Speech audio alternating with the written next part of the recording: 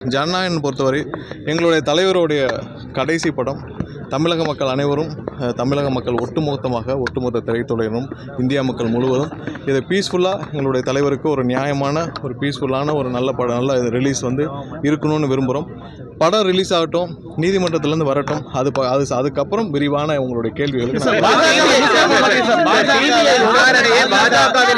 எங்களுடைய தலைவருடைய கடைசி படம் அதனால் நாங்கள் இது சம்பந்தமாக நீதிமன்றத்திலிருந்து முடியட்டும், இன்னும் ஒன்றும் அவசியம், நீதிமன்றத்தில் முடியட்டும், கண்டிப்பாக பேசுவோம். எல்லாருக்கும் ஒரே